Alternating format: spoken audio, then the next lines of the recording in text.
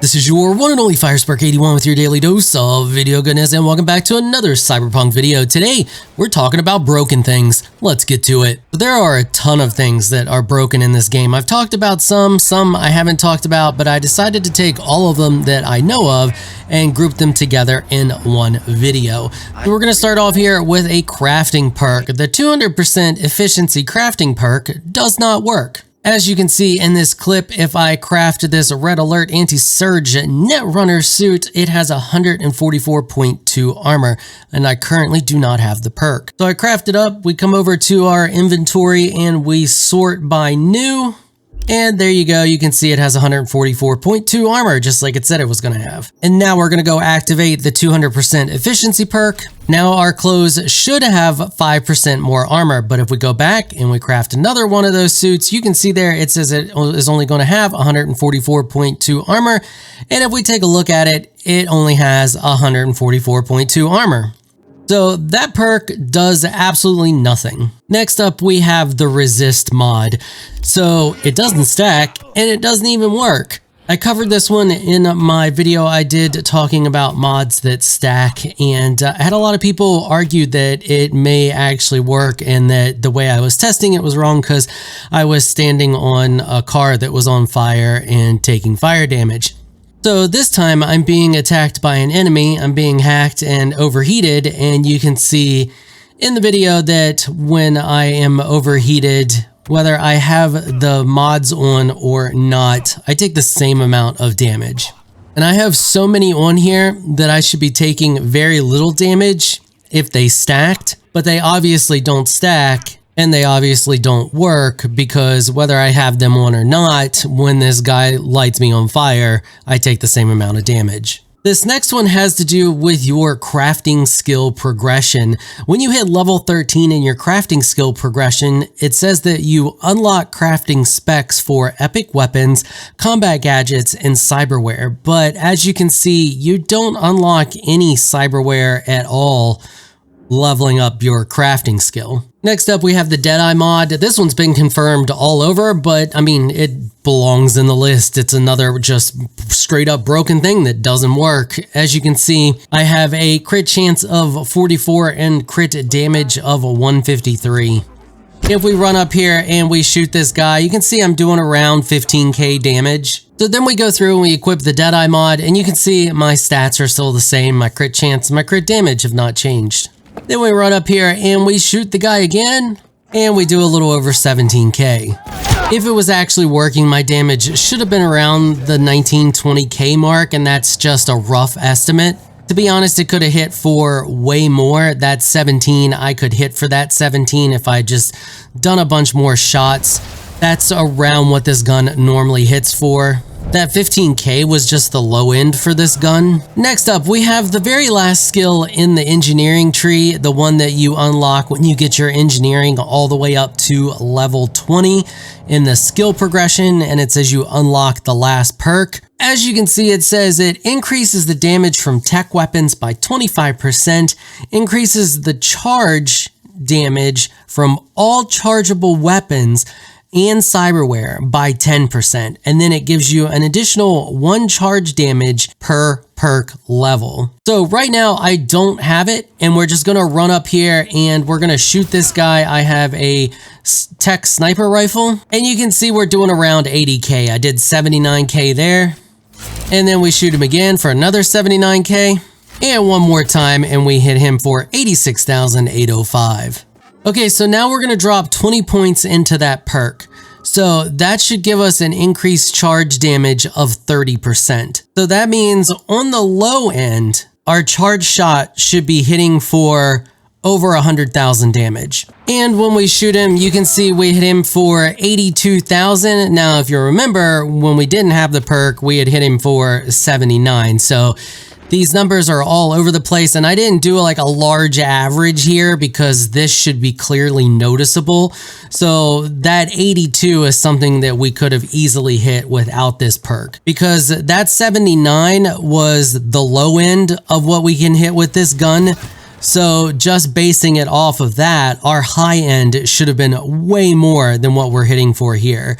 And then one last time, because I wanted to be really sure, and we got 77,000. So obviously we wouldn't have hit for that low because that's lower than what we were hitting for before we even had the perk. So yeah, perk is busted. And next we have another top tier perk here, the good, the bad, and the ugly perk, which is your final perk in the handgun skill tree when you reach level 20 skill progression. You can see that it says after a successful crit hit with a pistol or revolver, damage and armor increase by 30% for 5 seconds, and then you get a 1% increase per perk level. So the damage on this one is rather rough to test, but the armor definitely is not working. Or at least it's not showing up on your stats screen like other things that affect your armor do. For example, there is a cyberware mod that will increase your armor when you get electrocuted or shocked or anything like that.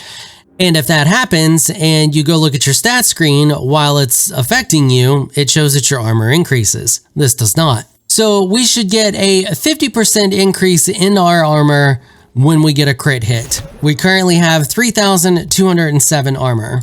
And when we run up here and we shoot this guy, and then we take a look at our armor, you can see it's still 3,207. Next, we have the blood pump. It just doesn't work. It's just, you click the button and nothing happens. You don't get any heals. It just straight up blood pump just does not work. Then we have the legendary crafting specs. So you should be able to get these legendary crafting specs from specific vendors, and you can until you pass time. So I've covered this one before. So you go into the vendor for the very first time and you talk to them, they will have the crafting specs. However, as soon as 24 hours passes and their inventory resets, they will no longer have any crafting specs whatsoever ever again for the rest of your gameplay.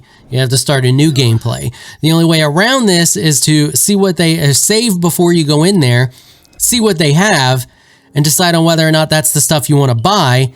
Reload your save, pass time before you talk to them, then go in and talk to them and see what they have, and then rinse and repeat that until they have what you want.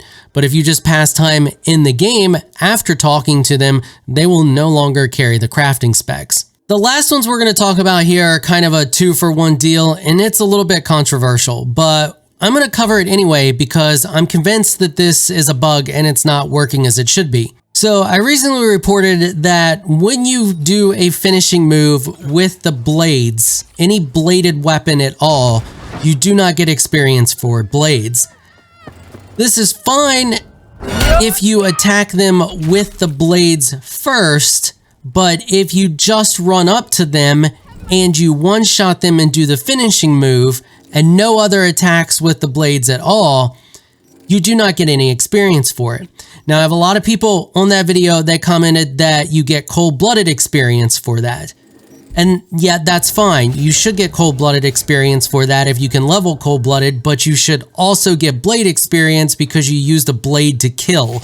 If you one-shot an enemy with any other weapon in the game, you get cold-blooded experience if you have a stack of cold-blooded and you can earn it, and you get skilled points towards whatever that is. So in the example that you can see on the screen now, it's assault. I'm shooting them with a sniper rifle, I one-shot kill them, straight to a headshot, and I get assault experience, and I get cold-blooded experience as well. When you kill with blades, you should get both, but you don't. And I noticed this also happens with the fist weapons. Now, this took a buttload of testing because essentially what happens is when I was originally testing it, if you punch with the fists first and then you do a finisher, you'll get both. You won't get as much experience with the fists if you do the finisher as opposed to just punching them to death. But if you walk up to them and you only do the finishing move, you will not get any experience just like you do with blades. It's much harder to pull off with the fists than it is with blades. It actually gets really easy to do with blades once you get pretty far into the skill tree. From what I can tell, a finisher happens when they have taken damage, so they don't have full health, and the hit that you're performing on them will kill them. Now, I think there's other things that can cause that to happen, but I've been able to use that technique to execute a finisher whenever I need to. So I can weaken an opponent however I need to weaken them, and then I go in with whatever finishing move I want to use, whether it be fists or any type of blade, and I will always do the finishing move. However, I have had it proc with the mantis blades on someone that is full health, and I have seen it happen with a katana on an enemy that is full health. But I have a lot of issues getting it to proc reliably on a person with full health. It's like sometimes it does, sometimes it doesn't. But when it does happen, and if it's the only thing you've done, if you haven't done any slashes with your mantis blades beforehand or anything like that, or if you haven't punched them in the face a couple of times, and you just walk up to them and you do the finishing move, you do not get any experience for that weapon, and you should, because you used that weapon to kill them. You should get cold-blooded experience, yes, and you should also get experience for that weapon. If you're leveling a melee character using something like katanas, this could really slow you down a lot. It also limits the amount of experience you get even if you do slash them a few times, because you get more experience, and that could be a whole video to itself on how experience works.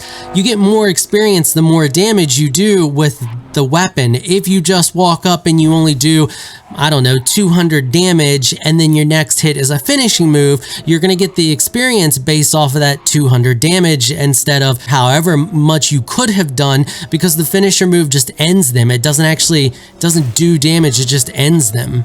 And I think that's the problem. I think that's where the flaw in the code is because the finishing moves don't actually do damage, they just end the target. I'm calling it broken. Let me know what you guys think with all the information I just gave you about it down in the comment section, whether you think it's broken or not. Also, let me know of anything else that you know of that's broken or that you think might be broken down in the comments as well, and I'll run some tests on it. And you never know, if I decide to do another one of these videos, it may make it in there. Or if it's something really big, it could end up with a video all to itself.